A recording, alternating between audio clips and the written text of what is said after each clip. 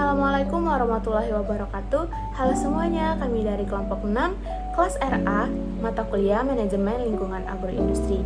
Kami dari program studi Teknologi Industri Pertanian Institut Teknologi Sumatera. Di video presentasi kami kali ini, kami akan memaparkan materi mengenai analisis dampak lingkungan atau yang sering kita sebut dengan AMDAL. Sebelum kita masuk ke materi, izinkan saya memperkenalkan anggota dari kelompok 6. Yang pertama itu ada Doni Setiawan, selanjutnya ada saya sendiri Angelia Karisma, kemudian ada Afifah Kanya Putri, ada Aurea Titania, dan yang terakhir ada Muhammad Hanif Azra. Selanjutnya kita masuk ke materi yang pertama, yaitu analisis mengenai dampak lingkungan hidup. AMDAL itu apa sih? AMDAL merupakan kajian dampak penting pada lingkungan melalui proses pemeriksaan kritis perencanaan proyek dan juga sebagai prasyarat pengambilan keputusan tentang penyelenggaraan usaha atau kegiatan. Nah, terdapat dokumen-dokumen dalam AMDAL itu sendiri. Yang pertama itu ada KA-ANDAL, ada ANDAL, ada RKL, dan ada RPL. Baik, selanjutnya ada dokumen-dokumen AMDAL, yaitu terdapat 4 dokumen, yaitu KA-ANDAL, ANDAL, RKL, dan RPL. Untuk kerangka acuan analisis dampak lingkungan hidup atau KA-ANDAL merupakan dokumen mengenai ruang lingkup kajian AMDAL yang meliputi dampak-dampak penting yang akan dikaji dan batas studi AMDAL. Selanjutnya ada analisis mengenai dampak lingkungan atau AMDAL merupakan dokumen mengenai analisis terhadap dampak penting dari suatu rencana proyek. Selanjutnya ada rencana pengelolaan lingkungan hidup atau RKL merupakan dokumen yang memuat upaya-upaya untuk mencegah, mengendalikan, dan menanggulangi dampak negatif dan memaksimalkan dampak positif suatu proyek. Selanjutnya, terakhir, rencana pemantauan lingkungan hidup atau RPL merupakan dokumen mengenai upaya pemantauan untuk melihat perubahan lingkungan yang disebabkan oleh dampak-dampak dari rencana proyek. Masuk ke bagian ketiga, yaitu pihak-pihak yang berkepentingan dengan AMDAL. Yang pertama itu ada pemrakarsa, yaitu orang atau tubuh yang mengajukan yang bertanggung jawab atas suatu planning kegiatan yang akan dilaksanakan. Dipandang dari sudut pemrakarsa, perlu dibedakan antara proses pengambilan keputusan internal dan eksternal. Nah, di mana dalam proses ini pengambilan keputusan intern, pemrakarsa menghadapi pertanyaan apakah ia akan memprakarsai suatu planning kegiatan dan akan melaksanakannya. Yang kedua yaitu ada pihak aparatur pemerintah. Nah, aparatur pemerintah ini yang berkepentingan dengan AMDAL sanggup membedakan antara instansi yang bertanggung jawab dan instansi terkait.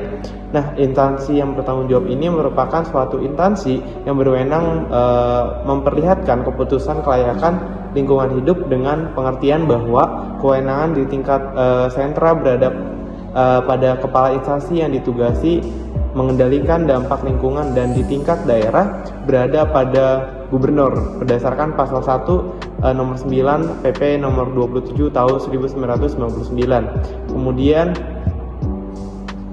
ada masyarakat, di mana masyarakat ini melakukan pelaksanaan suatu kegiatan yang menimbulkan dampak terhadap lingkungan, baik itu biogeofisik dan lingkungan sosial. Nah, dampak sosial yang ditimbulkan oleh pelaksanaan suatu kegiatan mempunyai arti semakin pentingnya kiprah serta masyarakat dalam kaitannya dengan kegiatan tersebut. Karena dalam hal ini masyarakat sebagai subjek hak dan kewajiban perlu diikutsertakan dalam proses penilaian AMDAL. Selain itu, diikutsertakannya masyarakat akan memperbesar kesediaan masyarakat menerima keputusan yang pada gilirannya akan memperkecil kemungkinan timbulnya sengketa lingkungan. Prinsip-prinsip penerapan AMDAL. Penerapan AMDAL memfokuskan perhatian pada isu-isu pokok, mengacu pada peraturan perundang-undangan dan kebijakan yang berlaku, melibatkan sebanyak mungkin stakeholders, instan, pakar, masyarakat. Faktor-faktor yang mempengaruhi AMDAL. Faktor-faktor yang mempengaruhi AMDAL itu ada studi praproyek, mengukur dan memperkirakan, laporan penilaian, kemungkinan yang akan terjadi, pembuatan keputusan, hasil prediksi, persetujuan proyek, rekomendasi dari hasil analisis interaksi, dan yang terakhir itu ada pemantauan proyek. Pemantauan kurun waktu 2-3 tahun.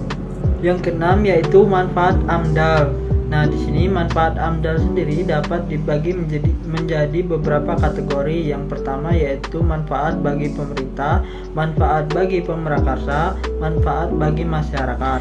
Nah, di sini manfaat untuk pemerintah yaitu dapat mencegah terjadinya pencemaran dan kerusakan lingkungan. Nah, di sini juga dapat menghindarkan konflik antara masyarakat dan pemilik proyek atau pabrik. Nah, di sini juga pemerintah dapat menjadikan AMDAL sebagai acuan untuk pembangunan sesuai dengan prinsip pembangunan yang berkelanjutan.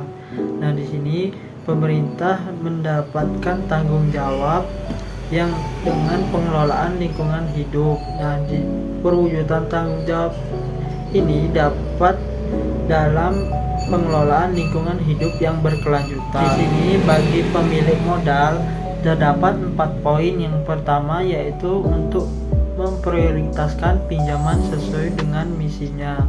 Yang kedua yaitu melakukan pengaturan modal dan promosi dari berbagai sumber modal. Yang ketiga yaitu menghindarkan duplikasi dari proyek lain yang tidak perlu.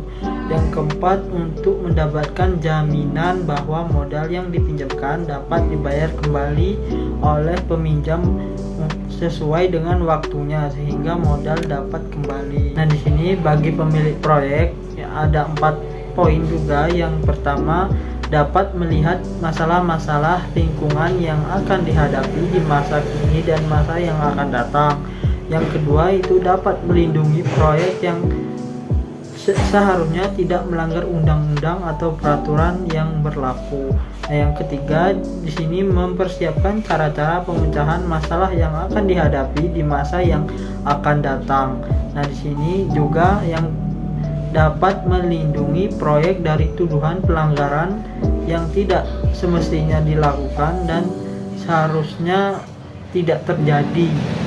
Nah, di sini yang manfaat bagi masyarakat. Yang pertama yaitu mengetahui rencana pembangunan di daerahnya. Yang kedua, turut serta dalam pembangunan di daerahnya. Yang ketiga, mengetahui kewajibannya dan dalam hubungan dengan proyek yang akan dijalankan. Yang keempat, memahami hal mengenai proyek secara jelas akan ikut menghindarkan timbulnya kesalahpahaman dan konflik.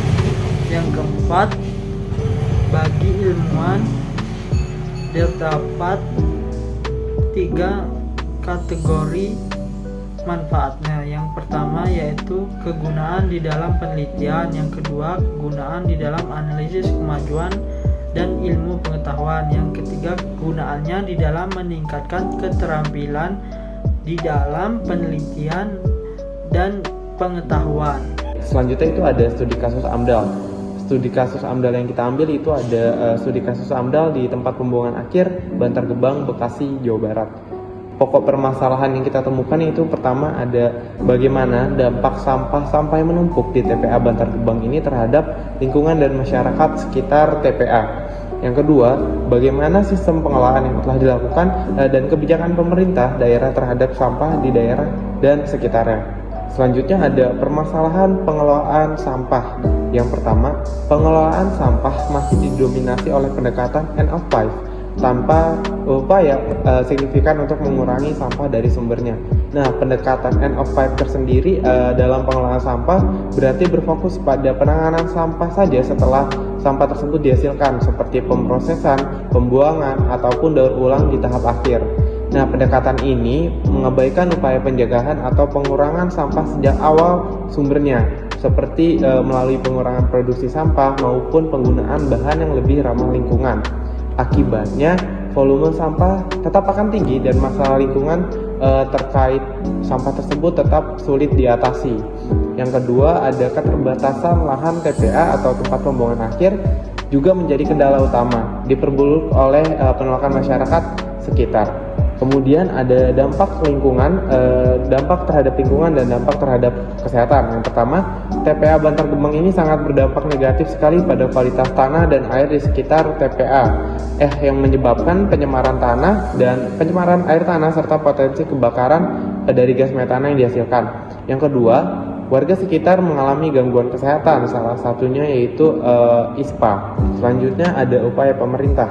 Yang pertama, pemerintah telah menambah fasilitas pengolahan limbah dan memperbaiki sistem sanitary landfill Dengan memperbaiki sistem sanitary landfill ini berarti meningkatkan kualitas tempat pembuangan akhir agar limbah dapat ditimbun dengan cara yang lebih aman dan terkendali. Nah, sanitary landfill ini dirancang agar limbah tertutup rapat dan terisolasi dari lingkungan sekitar, mencegah pencemaran air tanah, udara, dan tanah di sekitarnya, serta juga mengurangi emisi gas berbahaya yang dihasilkan oleh sampah-sampah tersebut. Yang kedua, memberikan fasilitas air bersih, layanan kesehatan, dan ambulans untuk masyarakat di sekitar TPA. Selanjutnya itu ada faktor penyebab permasalahan. Yang pertama, minimnya lahan dan rendahnya kesadaran serta pengetahuan masyarakat luas tentang pengelolaan sampah. Yang kedua, keterbatasan sarana dan prasarana serta kualitas sumber daya manusia dalam mengelola sampah di pemerintah daerah. Selanjutnya ada solusi dan kebijakan alternatif. Yang pertama, dokumen kolaborasi regional dalam program GBWMC atau Great Bandung Waste Management untuk pengelolaan sampah yang lebih terpadu. Yang kedua, menggunakan teknologi seperti landfill untuk kompos dan gas metana, insinerator, serta unit produksi listrik dari gas metan sebagai solusi.